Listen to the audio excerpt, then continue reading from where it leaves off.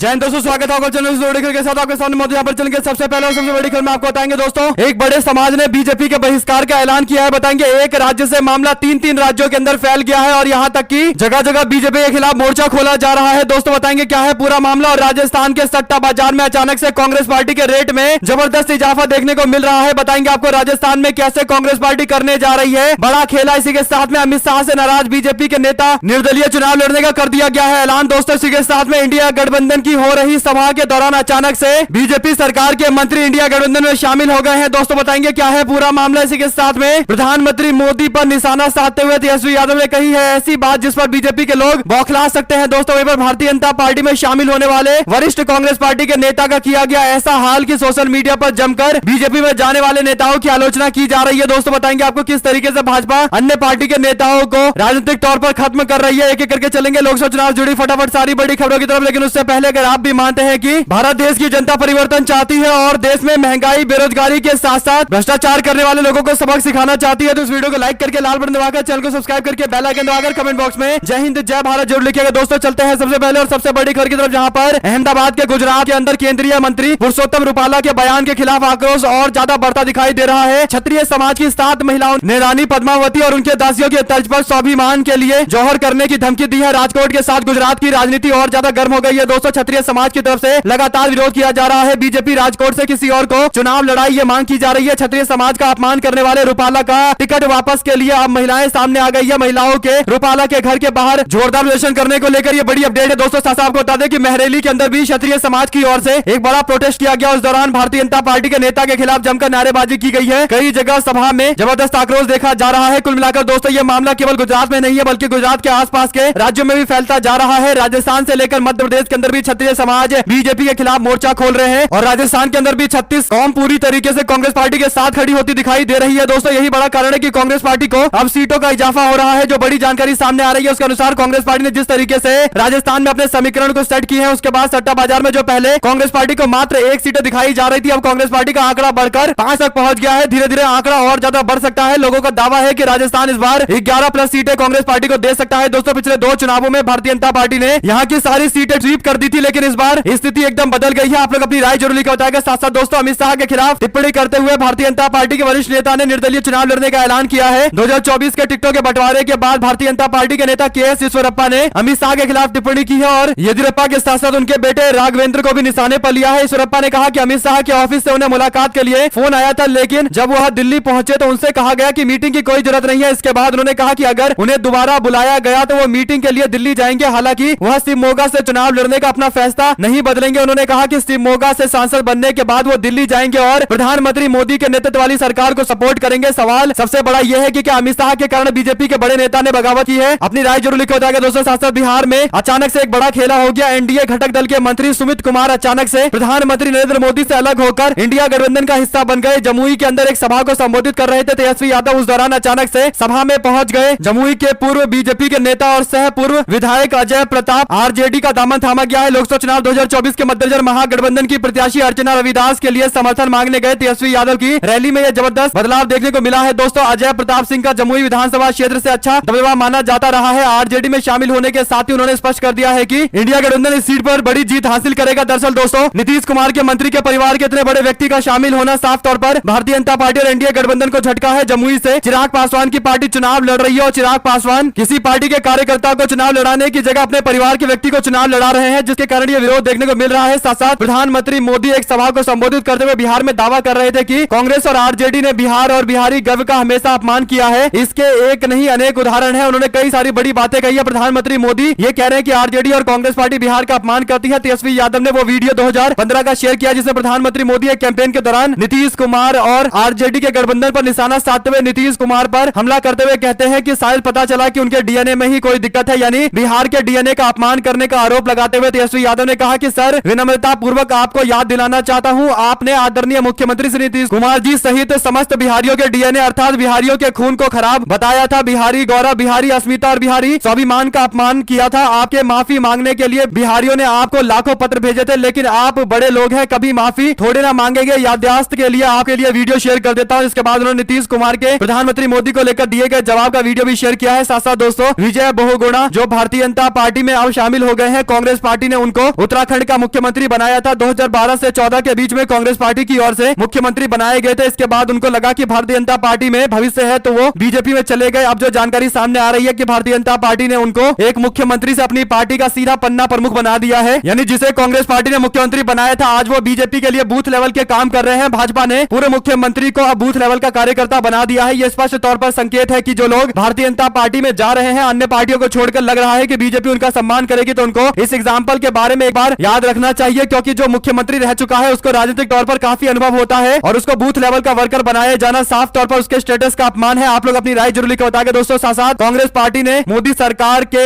IT minister और उनके नामांकन दाखिल करने को लेकर हलफनामे पर निशाना साधा है। कांग्रेस पार्टी ने एक न्यूज शेयर करते हुए लिखा कि मोदी सरकार के मंत्री राजीव चंद्रशेखर ने झूठा चुनावी हलफनामा दाखिल किया है। राजीव चंद्रशेखर केरल के तिरुवनंतपुरम से चुनाव लड़ रहे हैं। चंद्रशेखर ने अपने हलफनामे में बताया है कि साल 2021 और 22 के लिए उन्होंने सिर्फ 680 रुपए का इनकम टैक्स दिया है। करोड़ों की संपत्ति के मालिक राजीव चंद्रशेखर ने किस जादू से ये किया है, ये सबको बताना चाहिए। साथ ही चुनाव आयोग को झूठा चुनावी हलफनामा देने के लिए इनका नामांकन रद्द करना चाहिए। आप लोग अपनी राय जरूर लिखकर बताएंगे दोस्तों। इसी के साथ में मध्य प्रदेश के खजुराहो सीट से कांग्रेस पार्टी के और समाजवादी पार्टी के संयुक्त प्रत्याशी मीरा यादव का नामांकन रद्द होने को लेकर त्रुटियों के कारण इसे रद्द किया गया है, यह जानकारी दी गई है। इसके बाद निर्वाचन अधिकारी के खिलाफ टिप्पणी करते हुए जीतू पटवारी ने कहा कि आश्चर्य का विषय है कि हस्ताक्षर नहीं थे तो फिर जांच अधिकारी ने फॉर्म कैसे ले लिया। जो बीजेपी कैमरे के सामने चंडीगढ़ मेयर चुनाव में जीत को हार में बदल सकती है वो कुछ भी कर सकती है। इसके बाद मामले को कोर्ट ले जाने की बातें की जा रही है। साथ साथ दोस्तों लोकसभा चुनाव की तैयारियों में जोर शोर से जहां तहां प्रचार देखे जा रहे हैं। एक तरफ राजनीतिक दल अपने अपने चुनाव प्रचार में लगे हुए हैं, दूसरी ओर प्रशासनिक मशीनरी मतदान के लिए मतदाताओं को जागरूक बनाने की कोशिश कर रही है। प्रशासनिक मशीनरी वोटिंग प्रतिशत बढ़ाने के लिए लगातार नवाचार कर रही है, लेकिन राजस्थान के सिरोही जिले के जिला प्रशासन को ऐसा ही एक नवाचार भारी पड़ गया है, उसे बैकफुट पर जाना पड़ा है। दरअसल सिरोही जिले के प्रशासन की ओर से शिवगंज के जावाल नगर पालिका क्षेत्र में मतदाताओं को जागरूक करने के लिए 16 फिल्म के होर्डिंग्स लगाए गए हैं। इस होर्डिंग्स में गब्बर सिंह, अमजद खान का ठाकुर संजीव कुमार के हाथ काटने वाले सीन को दर्शाया गया है। इसके साथ ही इसमें डायलॉग लिखा हुआ है, ठाकुर ये हाथ हमको दे दे। पूरे मामले को लेकर दोस्तों क्षत्रिय समाज ने नाराजगी व्यक्त की है। उन्होंने आपत्ति जाहिर करते हुए जिला निर्वाचन अधिकारी से होर्डिंग्स हटाने के लिए कहा है। इसे क्षत्रिय समाज का अपमान बताया जा रहा है। साथ साथ दोस्तों असम के मुख्य निर्वाचन अधिकारी ने शुक्रवार को राज्य के बीजेपी के अध्यक्ष भावेश